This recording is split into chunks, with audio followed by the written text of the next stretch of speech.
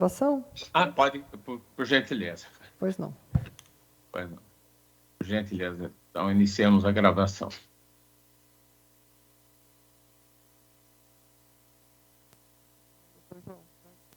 Já iniciada, doutor João. Pois não. Então, nobres conselheiros, passaremos, então, a sessão plenária e o destaque é o voto já mencionado, que a doutora Tatiana, por gentileza, pode mencionar. O número é 43-0699-0000-283-2022, dígito 6. Número do SEI 29.0001-019-4363.2022, dígito 89. O voto relator é do doutor Marco Antônio Ferreira Lima. Muito obrigado, doutora Tatiana. Por gentileza, nobre relator, doutor Marco Antônio Ferreira Lima. Com a palavra, por gentileza. Senhor presidente, agradecendo o uso da palavra, demais conselheiros, passo a proferir o voto. Trata-se de uma notícia de fato apresentada por Carlos Gianazzi, apontando atos de improbidade administrativa consistente em atos de publicidade, promoção pessoal, uso da máquina pública para a promoção pessoal praticados pelo governador do Estado de São Paulo, Rodrigo Garcia. Sobreveio indeferimento sob argumento de não estar evidenciado nenhum indício de improbidade, diante da ausência de indicação de atos praticados pelo governador do Estado de São Paulo, consistente em ofensa ao patrimônio público e social, faltando justa causa para instauração de inquérito civil, redundando no indeferimento da representação. Sintético relatório, seguindo meu voto pela não homologação do indeferimento, determinando-se a instauração de procedimento para melhor apuração dos fatos, conforme justifico. Como apontado na representação, o governador do Estado, Rodrigo Garcia, realizou atos públicos e regiões administrativas do Estado de São Paulo, formalizando a entrega de veículos e equipamentos destinados a prefeituras municipais em várias localidades do Estado, todos em espetaculares eventos públicos com a presença de prefeitos, vereadores e deputados estaduais. Nesses foram entregues milhares de veículos, como ambulâncias, vans, caminhões, maquinários pesados, contando com a divulgação, inclusive com site específico, com cronograma de entrega nesses eventos patrocinados pelo erário público. Como demonstrado e até com imagens, esses eventos de divulgações foram planejados para a captura de imagens de apoio à candidatura do governador, na medida em que os veículos são expostos de forma a causar impacto visual de grandiosidade, com especial destaque para a agenda na cidade de Presidente Prudente no dia 20 de maio de 2022. Esse marketing dos eventos demonstra a intenção de dar suporte publicitário para realçar seu importe, causar impacto visual nas divulgações em redes sociais oficiais do governo do Estado de São Paulo, destacando a figura do representado, deixando indícios mais do que evidentes de se tratar de ato de campanha eleitoral antecipada, com captação de apoio eleitoral com o uso da máquina pública, quando já divulgada a candidatura do representado à reeleição. Sérios indícios de intuito eleitoreiro em ações promovidas diante do volume de bens adquiridos para entrega a prefeituras municipais e no modo da sua divulgação. O indeferimento, com todas as vênias, soa de todo prematuro, sem avaliação de todo o contexto em que houve a entrega desses bens, ainda que sendo obrigação do Estado, entretanto com um custo que ainda não se tem a dimensão e nem o seu impacto eleitoral, de maneira a exigir um mínimo de investigações. Destaca-se que há sempre o risco de ilegalidade no processo licitatório na própria forma de aquisição desses bens. E aí indaga-se, ao tratarmos de cerca de 3 mil veículos que são destinados ao todo, o processo de compra foi feito com quais critérios? Qual a razão de não ter ocorrido em outro momento prévio à pré-campanha? São dúvidas sérias que demandam investigação rigorosa do Ministério Público Estadual, isto somente se fazendo por amostragem. Em suma, os esclarecimentos apresentados não convencem e evidenciam publicidade tendente a promover inequívoco enaltecimento de agente público e a personalização de atos e ou programas dos órgãos públicos. Não se vê de plano indícios de que a aquisição e entrega dos veículos e equipamentos apresentam justificativas condizentes com os princípios da economicidade e com a execução de programas previamente estabelecidos. Ademais, o material publicitário apresentado na representação tem sintomas de caráter promocional. Diante disto, ao contrário do que se afirma na promoção de arquivamento, quais os municípios foram atendidos pelo programa?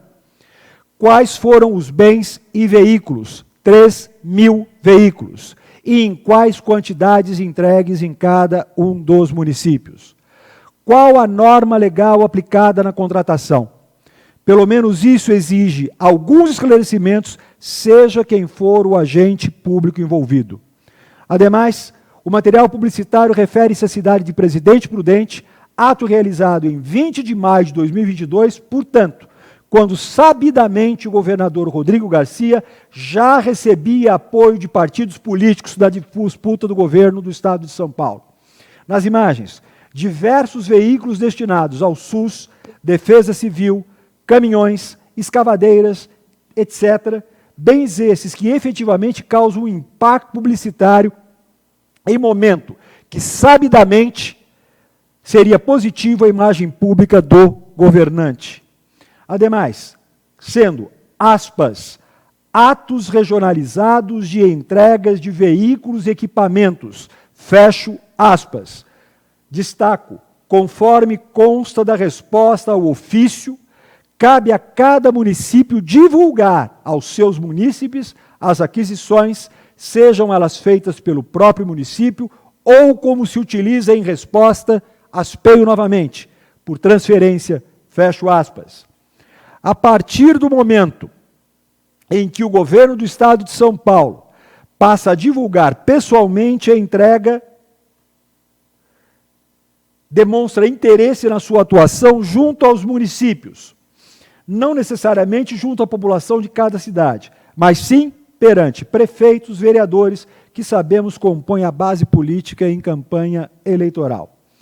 Diferentemente do que consta em resposta ao ofício, assinada pelo secretário de governo, Marcos Rodrigues Penido, que as reuniões, abro aspas, passaram a ser realizadas nos municípios polos de regiões administrativas, com o propósito de permitir a participação dos agentes políticos locais e da população na discussão dos problemas e no processo decisório de implementação de políticas públicas, fecho aspas, o caráter de compra de bens e veículos não se confunde com a participação popular junto ao município, o que merece, portanto, a devida instauração do procedimento.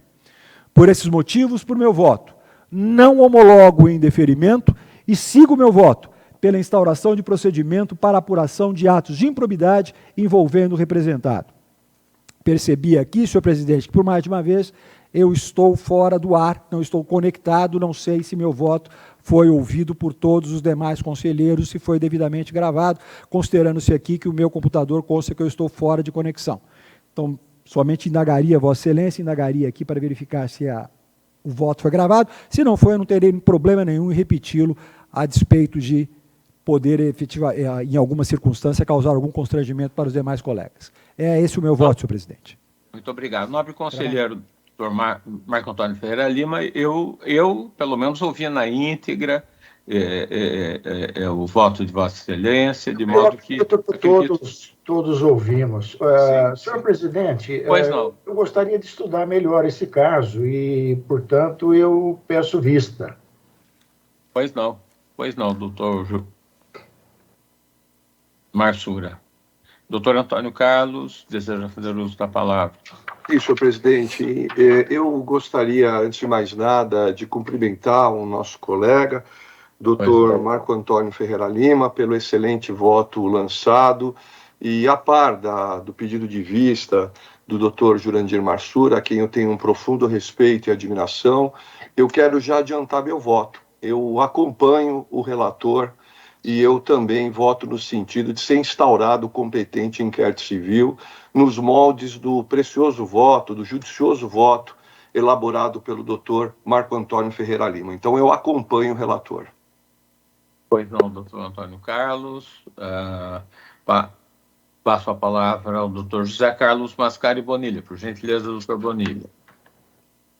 Senhor presidente, eu agradeço novamente pela concessão da palavra muito embora tenha havido um pedido de vistas apresentado pelo conselheiro Marsura, eu quero aqui dizer que ouvi com muita atenção o judicioso voto apresentado nesta sessão pelo conselheiro Marco Antônio, e dúvidas não tenho em relação à necessidade de se aprofundar a investigação, instaurando-se, por conseguinte, inquérito civil. O voto abordou de uma forma ampla, profunda e estritamente técnica, de modo a esgotar o assunto, pelo menos no meu modesto modo de entender, motivo pelo qual eu também aqui já adianto o meu voto, acompanhando o relator pela não homologação do arquivamento e pela necessária instauração de inquérito civil para completa apuração dos fatos. Muito obrigado. Fica aqui antecipado o meu voto em abono aos dizeres do relator. Muito obrigado, doutor Bonilha. Em seguida, passo a palavra ao nobre conselheiro, doutor Pedro de Jesus Juliotti. Por gentileza, doutor Juliotti. Senhor presidente, embora haja o pedido de vista, eu também vou acompanhar, vou antecipar meu voto, porque eu li todo o procedimento. Faltam diligências básicas, imprescindíveis. É surpreendente que tenha sido arquivado sem as diligências aí corretamente citadas pelo conselheiro Marco Antônio. Então não há o que analisar, esse procedimento está cru, ele precisa ser investigado. Faltam diligências básicas que nós, conselheiros, pedimos nos procedimentos que nos chegam diariamente, e dificilmente esse procedimento seria arquivado se tivesse um de nós aqui como relator. Por isso eu vou acompanhar o conselheiro Marco Antônio e dizer, como ele mesmo disse, os fatos exigem esclarecimento, seja quem for o agente público envolvido. Por isso eu antecipo meu voto, senhor presidente. Muito obrigado, doutor Juliotti. Em seguida, passo a palavra ao nobre conselheiro, doutor Saad Massum. Por gentileza, doutor Saad. Obrigado, senhor presidente. Consignando primeiramente meu profundo respeito e admiração pelo eminente conselheiro, doutor Jurandir Norberto Marsura, mas nesse caso também, assim como o doutor Pedro Juliotti, tive acesso ao voto, tive acesso aos autos, também estudei o caso, e realmente algumas diligências básicas são necessárias nesse caso, investigações preliminares. Se confirmada o que consta da notícia de fato, realmente os fatos são gravíssimos, né? E merecem, sim, um passo a mais, ou um passo devido para que se estabeleça os fatos. Lembrando que o inquérito civil ele não carrega qualquer juízo definitivo de responsabilidade, mas tão somente a necessidade de aprofundamento das investigações. Então, em todas as vênias, eu também peço licença para adiantar o meu voto, e na mesma linha do voto, do brilhante voto, percussiente voto, do doutor Marco Antônio Ferreira Lima. Muito obrigado. Muito obrigado, doutor Saad Maslum. Eu indago da nobre secretária, doutora Tatiana Vigiane Bicudo, se há mais algum destaque. Não, excelência, esse era o único destaque, não há destaques a fazer e nem também assistências ou sustentações orais. Então, se o senhor quiser, pode proferir que os demais procedimentos se encontram julgados. Pois não. Eu anuncio que todos os outros votos dos nobres relatores foram devidamente analisados por todos os conselheiros, tanto no plenário como pelas turmas, acolhendo os votos dos relatores. E concluindo que todos os julgamentos estão disponíveis no sistema do Conselho. Eu, antes de declarar encerrada a sessão, eu indago a a nossa secretária, doutora Tatiana Vigiane Bicudo. A próxima reunião será quando, doutora Tatiana? No dia 27 de setembro. Pois não. Eu, então, muito obrigado. Senhor presidente, pela ordem. Pois não, doutor Bonilha.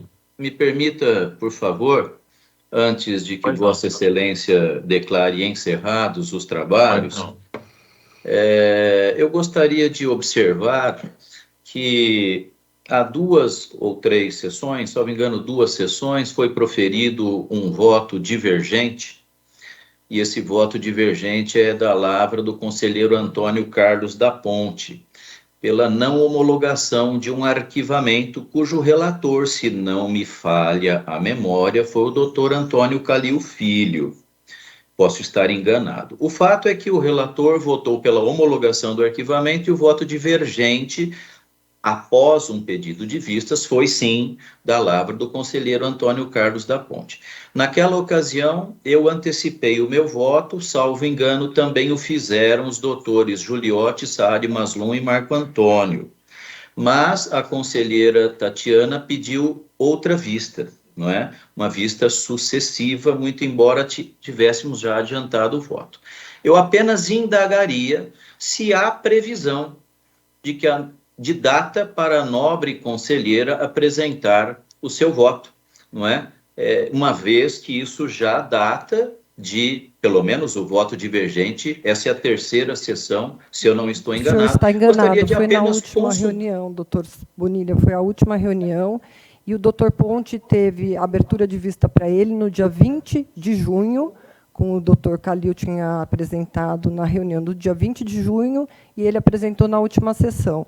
Então, assim como ele teve tempo hábil para analisar, eu acho que eu também poderei ter tempo hábil para analisar.